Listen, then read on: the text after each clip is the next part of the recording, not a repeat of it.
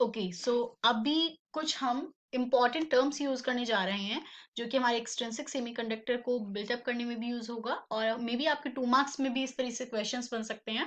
These are ionization और generation of electron hole pair. तो एक ही टर्म है ये, अलग अलग नेम्स हैं इसके। आयनाइजेशन और generation of electron hole pair क्या होता है ये? देखिए, जब भी कोई कोवलेंट बॉन्ड होती है वो ब्रेक होती है तो वो इक्वल नंबर में रिलीज करती है इलेक्ट्रॉन्स एंड होल्स। क्या मतलब है इसका? जस्ट लाइक मैं अगर आपको यहाँ पे समझाऊं, मैं दोनों ही तरीके से आपको कोशिश करती हूँ यहाँ पर समझाने की, आपके क्रिस्टलाइन स्ट्रक्चर से भी और एनर्जी बैंड डायग्राम से भी। पहले एनर्जी बैंड डायग्राम को देखते हैं।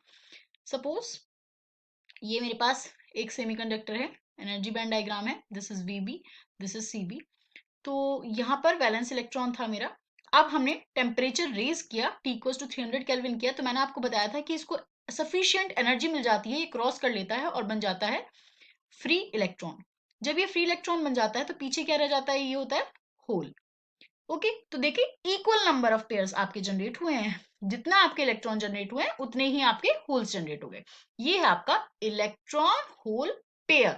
पेयर जनरेट हुआ है ना, इलेक्ट्रॉन होल पेयर जनरेशन, या फिर इस प्रोसेस को बोलते हैं आयनाइजेशन। यही चीज हम क्रिस्टलाइन स्ट्रक्चर से समझते हैं।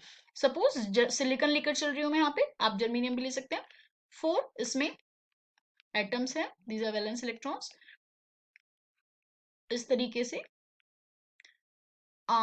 ये कोवेलेंट बॉन्डिंग हुई है with sharing of atoms with neighbouring atoms से। आपने क्या किया है यहाँ पे?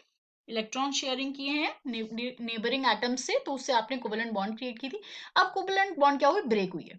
ये कोवेलेंट बॉन्ड क्या हो गई? ब्रेक हो गई। देखिए, तो अब क्या होगा आपका यहाँ पे? जनरेट होगा इलेक्ट्रॉन होल पेयर। अब ये इलेक्ट्रॉन क्या हुआ? ये डोर क्लोज था, इस तरीके से मान के चलिए, ये डोर क्लोज था, आप घर के अंदर हैं, डोर क्लोज था। जैसे ही डोर ओपन हुआ, आप उठकर बाहर चले गए, ये रहे आप फ्री हो चुके हैं, तो ये रहे आप फ्री इलेक्ट्रॉन। और पीछे क्या रह गया? ये है एक होल। वो खाली जगह, वो खाली चेयर जिस पे आप बैठी थे, अब वो खाली हो गई है। That is a vacant place, that is a vacancy, free vacancy, that is known as hole. तो एक होल पेयर जनरेट हुआ है, इसी टर्म का नाम है आयनाइजेशन। तो एक तो ये आपका एग्जाम में आता है, तो आप इसको इस तरीके से एक्सप्लेन कर सकते हैं। बहुत ही सिंपल है, क्या कहना है? बस ये कहना है कि कोवेलेंट बॉन्ड ब्रेक होता है तो equal number of electron whole generate होता है, इसको बोलते हैं आयनाइजेशन। बहुत इंपॉर्टेंट है। दूसरा बहुत इंपॉर्टेंट है आपके एग्जाम पॉइंट ऑफ व्यू से, रिकॉम्बिनेशन। हमें समझने में भी आगे प्रोसेस में जरूरत पड़ेगी, और 2 मार्क्स में पूछी भी जा सकती है definition. Recombination, free electron pairing with the hole, this process is known as recombination. देखिए, जब ऊपर की तरफ जा रहा है, वो वैलेंस बैंड से कंडक्शन बैंड में जा रहा है, this process is known as your generation of electron hole pair. और जब वो वापस आ रहा है नीचे की तरफ, that process is known as your recombination. तो रिकॉम्बिनेशन में क्या हो रहा है? देखिए, एक्साइटेड स्टेट आपने पढ़ी होंगी फिजिक्स में, उसमें फ्री इलेक्ट्रॉन कंडक्शन बैंड से वापस आ रहा है वैलेंस इलेक्ट्रॉन में, तो ये कंबाइन हो जाएगा और ये रिलीज करेगा एनर्जी। एनर्जी दो तरीके से रिलीज कर सकता है, या तो ये लाइट की फॉर्म में एनर्जी रिलीज करेगा, या फिर ये हीट की फॉर्म में एनर्जी रिलीज करेगा। याद रखिए, valence band to conduction band generate हुआ था पेयर, और आपका वापस से रिकम्बाइन होगा। जनरेशन हुआ और वापस से रिकम्बाइन हुआ, तो जैसे ये रिकम्बाइन हुआ तो एक एनर्जी डिसअपियर, एक एनर्जी जनरेट हो, और वो एनर्जी किस फॉर्म में डिसिपेट होगी? या तो लाइट की फॉर्म में या हीट की फॉर्म में। ओके, अब तीसरी टर्म है आपकी कैरियर लाइफ टाइम। बहुत इंपॉर्टेंट टर्म्स बता रही हूं मैं आपको, यूनिवर्सिटी में क्वेश्चंस पूछे जा सकते हैं, शॉर्ट क्वेश्चंस इसमें। या तो पूछेगा कैरियर लाइफ टाइम, या इसका एक और नाम है mean life time of charge carrier. इसको जो रिप्रेजेंट करते हैं हम, वो सिंबल रिप्रेजेंट करते हैं टॉ। इस सिंबल से हम इसको रिप्रेजेंट करते हैं।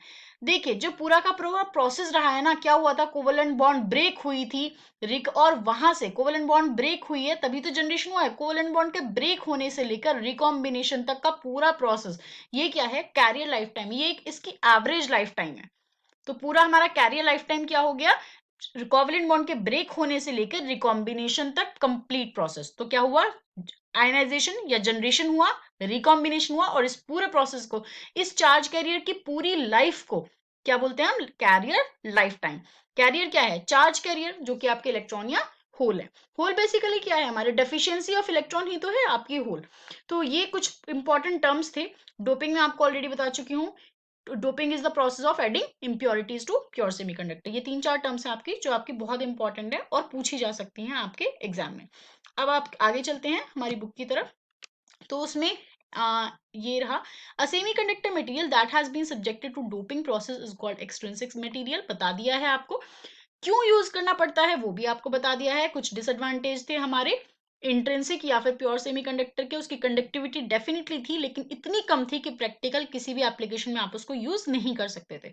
तो ये दो तरीके के होंगे, N type and P type. First one is your N type semiconductor.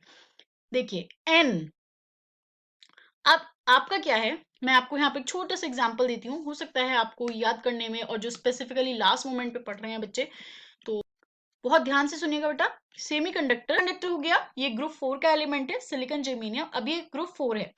तो सपोज ये मान के चलिए कि ये आप हैं, क्लास में बैठे हैं आप, और आप पेन यूज कर रहे हैं, आप कुछ नोट कर रहे हैं, और सपोज आपके पेन की इंक खत्म हो गई है। अब पेन में इंक नहीं है और आपको अभी भी नोट करना है, टीचर को डिक्टेट कर रहे हैं, आपको नोट डाउन करना है, तो आप क्या करेंगे, आप किससे पेन पूछेंगे वहां पर?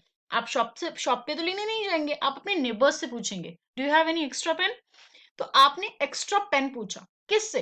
जिससे आपको उम्मीद है कि इसके पास एक्स्ट्रा हो सकता है, उसी से तो पूछेंगे। जिसके पास एक भी पेन नहीं है उससे तो नहीं पूछेंगे। तो हमारे से जिसके पास हो ज्यादा, उससे हम मांग सकते हैं, यानी कि हम ग्रुप 5 से मांग सकते हैं। और अब क्या हुआ, आपके पास नेक्स्ट, अब नेक्स्ट हुआ, आप अब से आपको एक लेसन मिल गया कि 1 पेन इज नॉट सफिशियंट, हो सकता है कुछ प्रॉब्लम आ जाए, मुझे 2 पेन एक्स्ट्रा, 2 पेन कैरी करनी चाहिए, 1 should be extra for backup, मुझे एक एक्स्ट्रा पेन कैरी करके चलना है। अब क्या था, अब एक बच्चा था क्लास में, उसके पास पेन ही नहीं है, तो उसने आपसे मांगा, तो उसके कंपैरेटिवली आपके पास ज्यादा पेन है। किसने मांगा? जो आपसे कम है उसने आपसे मांगा। आपने किससे मांगा? जो आपसे ज्यादा है। तो यानी कि अगर इस सेमीकंडक्टर को कुछ चाहिए तो ये क्या करेगा, अपने से बड़े से मांगेगा, और अगर इसको कुछ डोनेट करना है तो ये अपने से छोटे को देगा, राइट? तो दो चीजें मैंने यहां पे बोली हैं, डोनर और एक्सेप्टर। ये तो आपका सेमीकंडक्टर हो ही गया। डोनर कौन है? ये डोनर है, इसने डोनेट किया था आपको एक एक्स्ट्रा पेन जब आपको रिक्वायरमेंट थी। और एक्सेप्टर कौन है? इसने एक्सेप्ट किया था वो पेन जो आपने इसको दिया है। तो डोनर और एक्सेप्टर। अच्छा, यहाँ पे एक और क्वेश्चन है कि why only group 3 and group 5? तो these are the group 4 elements, silicon and germanium. हम हमेशा क्या करते हैं, अपने नेबर्स के पास, हम ऑलमोस्ट अपने नेबर्स जैसे होते हैं, हम वही नेबर्स चुनना पसंद करते हैं जो हमारे जैसे होते हैं। सो सिमिलर प्रॉपर्टीज हमारे क्या होगा, यहाँ पर भी होगा। जो ग्रुप 4 एलिमेंट्स होते हैं उनकी प्रॉपर्टीज काफी हद तक मिलती हैं ग्रुप 5 और ग्रुप 3 से। तो ग्रुप 3 और ग्रुप 5 की अगर इम्प्योरिटी आप ऐड करेंगे तो वो उसमें मिल जाएगी, उस तरीके से होगा कि आपको अलग नहीं लगेगा, वो ग्रुप में ऑड वन आउट नहीं होगा। अगर आपका कोई ग्रुप है क्लास में तो उसमें आपकी ही कैरेक्टरिस्टिक के ज्यादातर फ्रेंड्स होंगे, ऑड वन आउट नहीं होंगे। तो इस तरीके से, तो एक ग्रुप है वो पढ़ने वाला बच्चों का है, उसमें सभी पढ़ने वाले बच्चे होंगे, एक ग्रुप है वो ना पढ़ने वाला बच्चों का है, उसमें सभी ना पढ़ने वाले बच्चे होंगे। तो लाइक दैट की कैरेक्टरिस्टिक मिलती हैं। तो इसलिए या तो ग्रुप 5 से या ग्रुप 3 से हम इसको लेकर चलेंगे। अब देखते हैं इसको थोड़ा सा टेक्निकल टर्म्स में। देखिए, both n and p type material are formed by adding a predetermined number of impurity atoms। ठीक है इसमें। अच्छा, n टाइप क्या है आपका? डोनर टाइप है। तभी मैंने अगर आपको कहा था, अगर आपको याद होगा कि ये n नेगेटिव p पॉजिटिव नहीं है, n डोनर।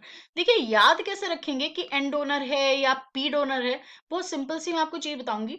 डोनर n आ गया तो यानी कि n टाइप। जस्ट फॉर, आप अगर थोड़ा क्रैम करके चल रहे हैं लास्ट मोमेंट पे तो उस तरीके से मैं बता रही हूँ। और यहाँ पर ये छोड़ते हुए मैं p पे जाऊंगी थोड़ा सा, और क्योंकि मैं रिजेम्बलेंस थोड़ा आपको यहाँ पे दे दूं। Acceptor, this is group 3। Group 3 ने ही तो एक्सेप्ट किया था ग्रुप 4 से। तो ध्यान दीजिएगा, एग्जाम में मिस्टेक ना हो। पी, पी टाइप कैसे याद रखेंगे? Acceptor is P type, donor is an type. कई बार बच्चा क्या करता है, एन टाइप पूछा है और वो एक्सेप्टर लिखाया है, पी टाइप पूछा है वो डोनर लिखाया है। तो उसको पता सब कुछ है लेकिन लास्ट मोमेंट में थोड़ा वो नर्वस हो गया उस वजह से। तो उसके लिए कैसे याद रखेंगे? Donor N, acceptor P. आते हैं वापस से N type semiconductor. N type semiconductor क्या था हमारा? डोनर सेमीकंडक्टर था। कौन से ग्रुप से उठाया था हमने यहाँ पे सामान? हमारे जो एलिमेंट्स थे वो फिफ्थ ग्रुप के थे। तो फिफ्थ ग्रुप के एलिमेंट्स ग्रुप 5 से देखिए, मैं रिजेंबल करते हुए थोड़ा आपको प्रॉपर्टीज बताऊंगी, तो उससे शायद आपको ज्यादा याद रख पाएंगे। एक्सेप्टर किसने एक्सेप्ट किया था? आपका ग्रुप थर्ड ने एक्सेप्ट किया था। ग्रुप थर्ड के एलिमेंट्स का नाम आपको पता है, वेल एंड गुड। नहीं पता है तो अब देख लीजिए। Boron, aluminium, gallium, indium.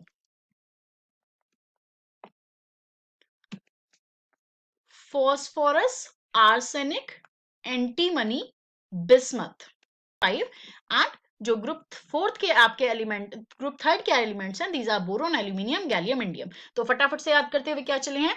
Group 4 हमारा नॉर्मल सेमीकंडक्टर है, उसको अगर एन टाइप या पी टाइप यानी कि एक्सट्रिंसिक बनाना है तो एन होता है डोनर, डोनर यानी बड़ा, बड़ा यानी ग्रुप 5। ग्रुप 5 के एलिमेंट्स हैं फॉस्फोरस, आर्सेनिक, एंटीमनी, बिस्मथ। यहाँ देख लीजिए, फॉस्फोरस, आर्सेनिक, एंटीमनी, बिस्मथ। उसके बाद दूसरा होता है पी टाइप, पी टाइप यानी एक्सेप्टर, ग्रुप थर्ड के एलिमेंट। एक्सेप्ट किसने किया? हमसे कम वाले ने, ग्रुप थर्ड के आपके एलिमेंट्स क्या है? Boron, aluminium, gallium, indium. यहां तक हमें सब कुछ याद रहा। अब आ जाते हैं फटाफट से और खत्म कर देते हैं सबसे बड़े टॉपिक को इस यूनिट के, एक्सट्रिंसिक सेमीकंडक्टर जो है। देखिए यहां पर अगर आपको दिखाई दे रहा है क्रिस्टलाइन स्ट्रक्चर दिखाई दे रहा है, तो ये सिलिकॉन एटम है, 4 इसके क्या है? वैलेंस इलेक्ट्रॉन्स है। यहां पर आप क्या कर सकते हैं? ग्रुप 5 के किसी भी एलिमेंट को चूज कर सकते हैं एज एन इम्प्योरिटी है। तो इम्प्योरिटी के लिए इन्होंने यहाँ पे एंटीमनी को यूज किया हुआ है, देख सकते हैं। आपकी मर्जी है, आप बिस्मथ, आर्सेनिक, फॉस्फोरस किसी को भी यहाँ पे यूज कर सकते हैं। तो बेसिकली ग्रुप 5 के हैं। तो ग्रुप 5 के यानी कि 1 2 3 4, एक एक्स्ट्रा फिफ्थ वैलेंस इलेक्ट्रॉन, एक fifth electron, excess electron available है यहाँ पर। This is your excess electron, fifth electron है, एक्सेस इलेक्ट्रॉन है, यानी कि पूरी बॉन्डिंग कंप्लीट होने के बाद भी मेरे पास एक एक्स्ट्रा इलेक्ट्रॉन है।